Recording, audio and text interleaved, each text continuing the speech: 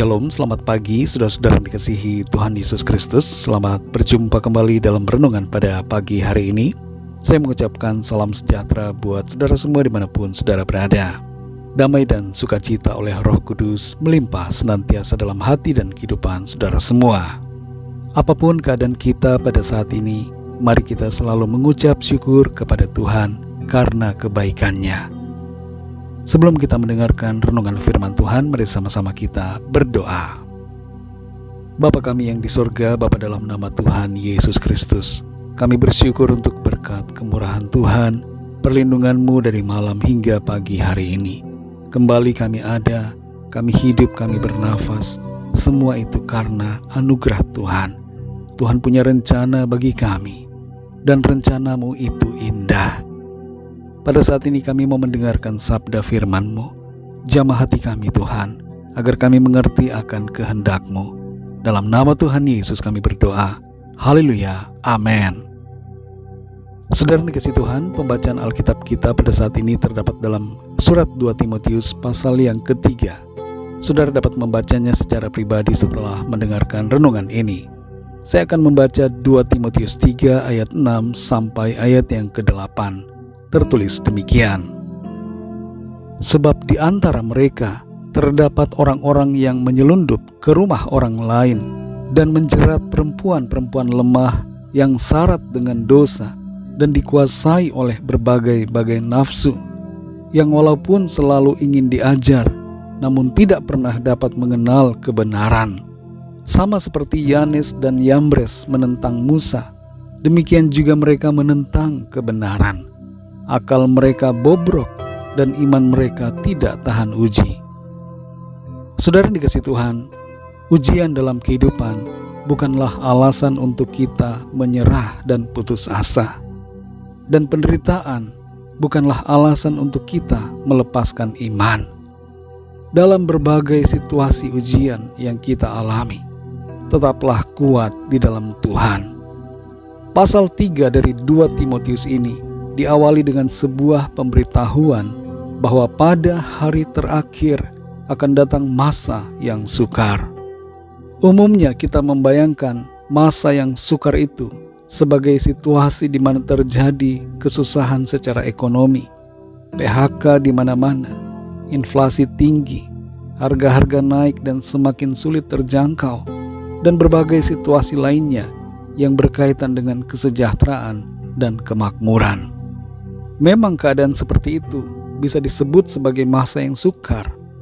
Tapi mari saudara kita lebih lagi memahami apa yang dimaksud dengan masa yang sukar di sini.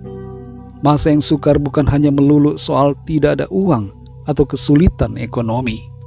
Tapi masa sukar di sini berbicara lebih luas, yaitu mengenai situasi yang terjadi di akhir zaman, di mana ujian, tantangan dan godaan begitu luar biasa mengancam iman orang-orang percaya. Puncak dari masa yang sukar itu terjadi ketika Antikristus diizinkan memerintah di atas bumi. Bangsa Israel bukan hanya diuji di padang gurun, mereka juga diuji pada saat sudah berada di tanah Kanaan. Mereka tidak hanya diuji dengan penderitaan, tapi juga diuji dengan situasi kemakmuran. Sebagian orang tahan uji saat menderita, tapi tidak tahan saat dalam kemakmuran. Begitu juga sebaliknya, ada orang yang tahan uji ketika mengalami kemakmuran, tapi tidak tahan ketika menderita. Kita perlu waspada dengan berbagai bentuk cobaan atau ujian yang muncul dalam hidup kita.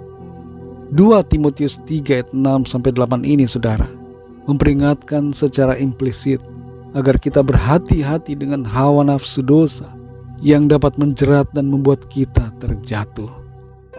Ada orang yang senang diajar, senang mendengarkan firman Tuhan, tapi pada praktek hidupnya mereka seperti orang-orang yang tidak mengenal kebenaran. Ini menjadi peringatan buat saudara dan saya, agar kita tidak hanya jadi pendengar, tapi jadi pelaku-pelaku firman Tuhan, di mana hidup kita penuh dengan penguasaan diri. Di bagian akhir dari ayat yang ke-8 tertulis, akal mereka bobrok dan iman mereka tidak tahan uji. Di sini saudara kita melihat ada dua kunci, yaitu akal dan iman untuk mengatasi berbagai ujian. Akal berbicara tentang pengertian kita, apa yang kita pahami dan mengerti tentang Tuhan. Kita perlu memiliki pengertian yang benar dan pengenalan yang semakin dalam akan Tuhan. Ada banyak hal di akhir zaman yang mencoba memutarbalikkan pengertian kita, tapi mari kita teguh dan semakin dalam mengenal Tuhan secara pribadi. Selain akal, disebutkan di sini tentang iman. Iman kita harus sungguh-sungguh berakar lebih dalam dan lebih kuat di dalam Tuhan, sehingga iman kita tahan uji, tahan banting dalam segala keadaan. Iman saudara dan saya kepada Tuhan harus ibarat seperti perangko yang menempel ke sebuah amplop. Jangan pernah lepaskan iman kita dari Tuhan. Sekalipun ujian begitu berat, meskipun cobaan begitu hebat, tetaplah miliki iman yang berpaut kepada Tuhan. Di ayat yang ke-14 dinyatakan, hendaklah engkau tetap berpegang pada kebenaran yang telah engkau terima dan engkau yakini. Ini saudara, perlu kita lakukan di akhir zaman, yaitu terus berpegang pada kebenaran di dalam Tuhan Yesus Kristus. Saudara dikasih Tuhan, apa situasi hidup saudara saat ini? Apakah keadaan hidup saudara membuat saudara sedang goyah dalam iman kepada Tuhan? Ini belum seberapa saudara dibandingkan dengan kesukaran yang akan terjadi nanti.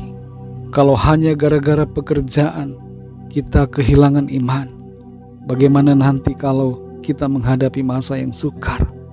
Mari saudara, miliki iman yang sungguh kepada Tuhan Yesus.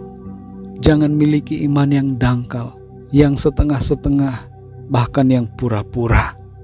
Mari tetap percaya kepada Tuhan, setia mengasihi Dia dalam segala situasi dan keadaan.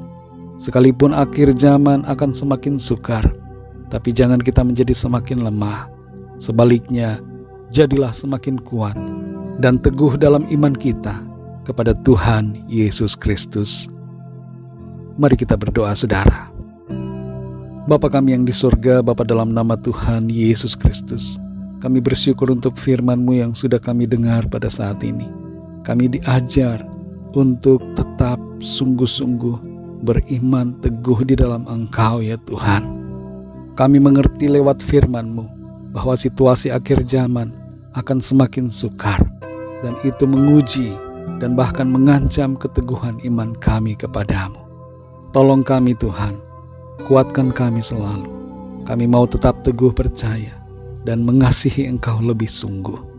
Terima kasih untuk firman-Mu Tuhan.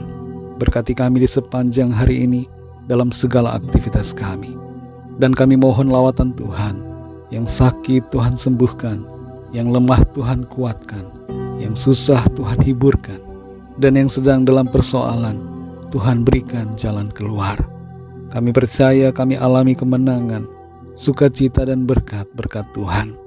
Dan kami tetap kuat, semakin teguh, semakin lebih lagi mengenal akan Engkau Tuhan Yesus. Dalam nama Tuhan Yesus, Tuhan dan Juru Selamat kami sudah berdoa dan mengucap syukur. Haleluya. Mari sama-sama kita berdoa doa Bapa kami. Bapa kami yang di sorga, dikuduskanlah nama-Mu, datanglah kerajaan-Mu, jadilah kehendak-Mu di bumi seperti di sorga. Berikanlah kami pada hari ini makanan kami yang secukupnya, dan ampunilah kami akan kesalahan kami, seperti kami pun mengampuni orang yang bersalah kepada kami. Dan janganlah membawa kami ke dalam pencobaan, tetapi lepaskanlah kami daripada yang jahat, karena Engkaulah yang mempunyai kerajaan dan kuasa dan kemuliaan sampai selama-lamanya. Amin. Terimalah berkat Tuhan. Tuhan memberkati engkau dan melindungi engkau. Tuhan menyinari engkau dengan wajah-Nya dan memberikan kasih karunia. Tuhan menghadapkan wajah-Nya kepadamu dan memberikan damai sejahtera. Berkat anugerah dari Bapa Surgawi, cinta kasih karunia dari Tuhan Yesus Kristus, dalam persekutuan dan penghiburan Roh Kudus, menyertai kita semua, sekarang ini dan sampai selama-lamanya. Dalam berkat nama Tuhan Yesus Kristus. Haleluya. Amin. Puji Tuhan, saudara yang dikasih Tuhan. Saya percaya firman Tuhan menjadi berkat dan kekuatan buat saudara semua. Dan Roh Kudus akan menolong saudara untuk lebih lagi memahami kebenaran firman Tuhan. Tuhan Yesus memberkati saudara semua. Sampai jumpa dalam renungan yang berikutnya. Haleluya.